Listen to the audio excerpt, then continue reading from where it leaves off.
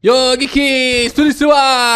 Itadori está de volta em Jujutsu Kaisen módulo com muitas informações, muitas questões, na verdade muitas perguntas, né, sobre o seu retorno. Ele parece estar bem jovial, bem jovem ali no quadro que ele aparece no último capítulo de Jujutsu Kaisen módulo e também carrega a esperança da humanidade caso ali os humanos caiam em guerra ali contra os Simurianos. Mas, além de nos perguntarmos por que o Itadori está tão jovem, a gente já respondeu, ou pelo menos tentou responder em alguns vídeos atrás, nos questionamos por que ele está isolado, por que ele está longe ali da escola Jujutsu. O que Gekutami, nosso gato caolho maldito, quer realmente aprontar com o nosso menino? É o que nós vamos discutir depois da vinheta.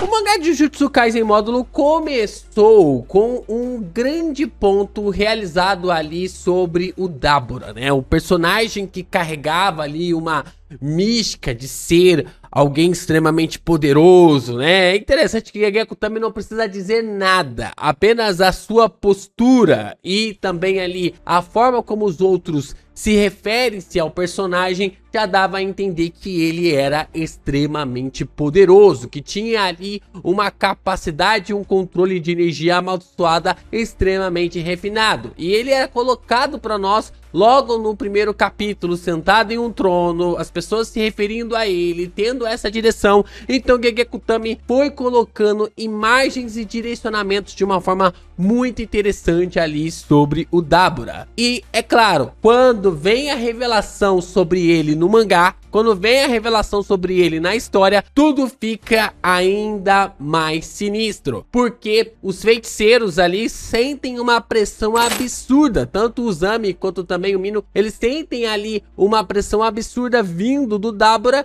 e eles até mesmo comentam sobre se aquela pressão, se esse poder, se sentir essa habilidade era a mesma coisa de sentir os poderes de Ryomen Sukuna, de estar no mesmo patamar, de estar ali no mesmo estágio. Claro, não se comparando em força ou poderes ainda, mas comparando no nível de ameaça, né? Porque nível especial é nível especial, não importando ali qual é o grau de especialidade do feiticeiro. Mas, mesmo assim, com o desenvolvimento dos últimos capítulos, nós conseguimos entender que o Dabura, ele não é simplesmente um Sukuna. Ele não é um cara que ele quer o caos apenas pelo caos para defender o seu ideal. O Sukuna, como nós vimos ao longo de mangá de Jujutsu Kaisen, ele é um personagem que ele fazia o que queria, visto que não tinha ninguém que o impedisse de fazer o que ele queria. Até que o Itadori acabou conseguindo lhe impedir, lhe finalizando e dando a ele uma nova oportunidade de viver, uma nova oportunidade, uma escolha que ele faz no capítulo 271 para reencarnar de uma forma diferente. E o Dabura, ele parece ser um cara muito sagaz. Ele está realmente controlando o cabresto, controlando ali as fivelas para que os Simurianos não entrem em uma guerra completamente à toa, né? Uma guerra que depois, futuramente, tantos os seus descendentes não vão saber mais como começou. Então a gente consegue ver que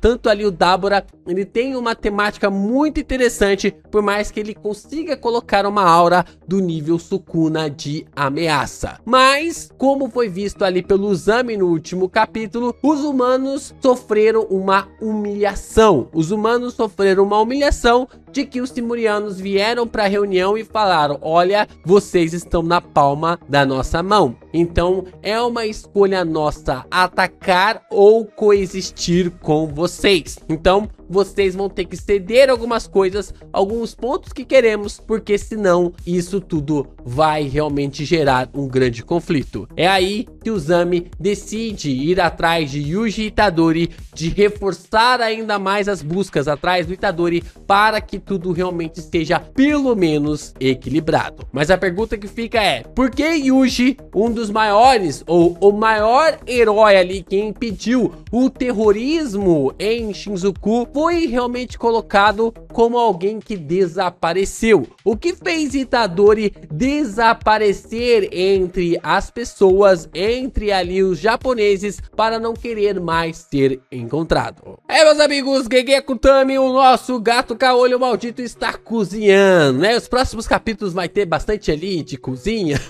bastante comida ali nesse encontro, nessa convenção entre humanos e simurianos. E se você tá empolgado com todo esse desenvolvimento que nós estamos tendo aqui para esse desaguar final de Jujutsu Kaisen, já deixa seu like, se inscreva aqui no canal e também compartilhe os nossos vídeos por aí. É muito importante você continuar reagindo, comentando, divulgando ainda mais os nossos vídeos para que a gente continue a falar ainda mais sobre esses conteúdos. E é claro que você ainda pode se tornar membro do canal, mandar o seu valeu e mandar o seu hypado para continuar nos ajudando. Então, fazendo isso, você nos ajuda tanto ali de forma direta quanto indiretamente no crescimento do canal. Um dos pontos mais cruciais do mangá de Jujutsu Kaisen é algumas maldições que os próprios feiticeiros carregam. Não no sentido de ser uma maldição por si só, mas sim ali uma maldição através de uma fala ou uma maldição através de um acontecimento. Então, quando nós temos lá o primeiro capítulo, o Vô Itadori fala para o Yuji para que ele não morra sozinho. Olha só que coisa interessante. Tanto ali o Sukuna quanto também o vô do Itadori, eles dividiam a mesma alma. O vô do Itadori, ele é a reencarnação do gêmeo do Sukuna que foi assimilado. Tanto o Sukuna quanto o vô do Itadori morreram sozinhos. Acabaram morrendo ali sem ninguém. É claro que o vô do Itadori tá exagerando, porque o Itadori ficou com o vô dele até o final. Da mesma forma como o Sukuna também teve o Itadori até o seu final, né? Até ali a sua morte, o Itadori esteve ao lado dos dois, esteve ao lado dessa única alma que era dividida em dois corpos. Só que isso acabou se tornando uma fala amaldiçoada, né? Um conceito amaldiçoado para o nosso menino Itadori, visto que, conforme a gente pôde realmente entender, 68 anos se passaram da trama e o Itadori pode já ter enterrado todos os seus companheiros e conhecidos. O capítulo de Jujutsu Kaisen Módulo, né? O primeiro capítulo, ele começa ali já com o enterro, tanto do Yuta quanto também da Maki, né? Tanto ali dos dois personagens falecendo e tendo ali as consequências, né? As sequências relacionados a Yuka e Tsurugi, que são os netos do Yuta. A gente consegue ver essa perspectiva de uma forma até mesmo interessante, que a maldição do Itadori era para que ele não morresse sozinho. Só que como ele não envelhece, como ele está preso num corpo jovem, ele tem realmente ali passado por seus amigos, passado por todos os seus companheiros. Isso pode ter feito o nosso menino Yuji decidir se isolar por conta própria, decidir viver a sua vida desse jeito, sem tipo assim, criar laços novamente, porque isso o tem ferido nos últimos 68 anos. E automaticamente tem lhe feito mais mal do que bem. Só que eu não consigo ver realmente o Itadori parando de ter essa aproximação apenas ali por causa desse passar de tempo, dele querer se isolar ali pela perda dos seus companheiros e de ficar apenas perto deles até os seus finais. Claro que isso é um peso psicológico do caramba para o nosso menino Itadori, mas para quem passou por tudo, para quem passou por um monte de coisa e continuou batalhando, continuou lutando, eu acho que tem mais caroço nesse angu, simplesmente ali pelo fato dele ter se isolado. Por querer realmente se isolar, o Itadori pode ter mais cartas na manga no meio dessa situação.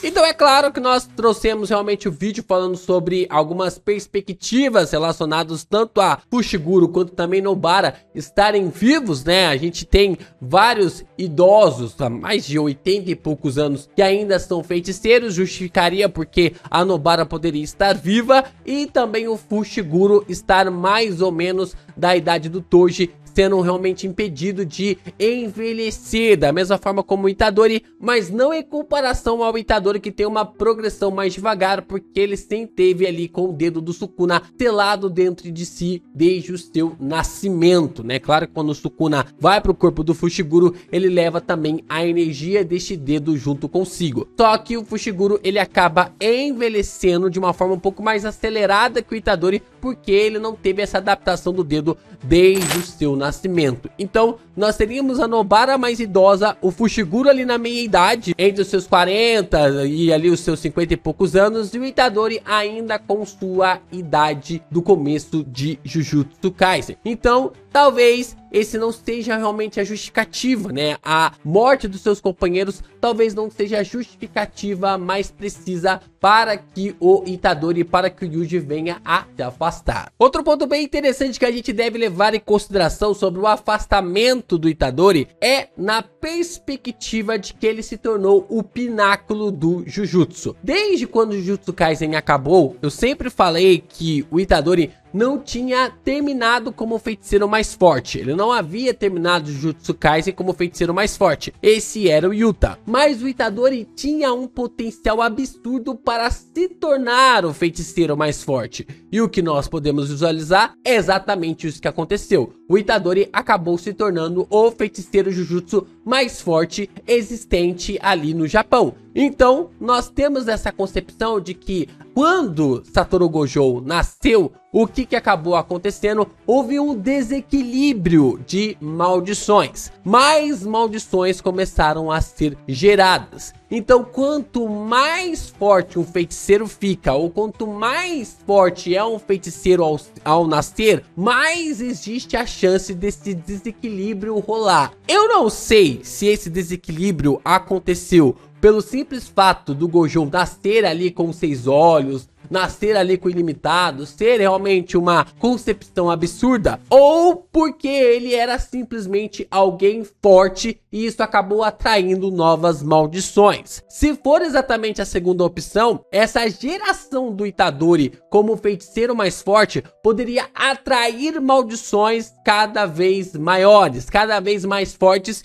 Isso fez com que o Yuji tomasse ali a posição, tomasse ali o seu posicionamento de se isolar, de viver longe de todos, para que as maldições não fossem geradas cada vez mais em Tóquio, cada vez mais ali em Tóquio, perto da escola. O próprio Tsurugi fala que nas regiões mais remotas mal se tem mais maldições. E essas maldições só estão aparecendo perto ali de Tóquio, né? Porque por causa da grande energia amaldiçoada acumulada no incidente do terrorismo em Shinjuku. Só que essas maldições que estão sendo geradas ali por todo o Japão podem ser até mesmo ali uma resposta de que o Itadori está os caçando, está caçando ali essas maldições. E essa geração de maldições talvez ali seja porque o Itadori ele ainda permaneça como pináculo do Jujutsu. É esse pináculo que sempre vai atrair maldições para perto de si. Não por causa dos seus poderes,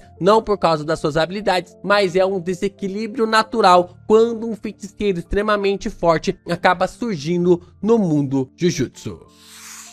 E o que nós vemos ali durante o capítulo é que o Itadori parece meio que tipo assim estar por todo o Japão, caminhando ali por todo o Japão. Nós não sabemos ainda para qual sentido ou por que ele está fazendo isso, mas tudo leva a entender que ele está fazendo isso em busca de caçar feiticeiros que estão tentando colocar terror ali na humanidade mais uma vez e também caçar maldições que venha ali ferir e trazer grandes desgraças para a humanidade. Ao mesmo tempo, ele decide se isolar ali do conceito natural da escola Jujutsu. Nós ainda não sabemos por que disso, mas tudo leva realmente a gente a entender de que o Itadori, ele tomou essa iniciativa, tomou essa decisão para caçar os mestres de maldições e até mesmo maldições que têm aparecido por causa ali da sua presença, né? Nosso menino Yuji caçando as maldições, não importando onde elas estejam. E nós então temos esse retorno do personagem, né? Essa concepção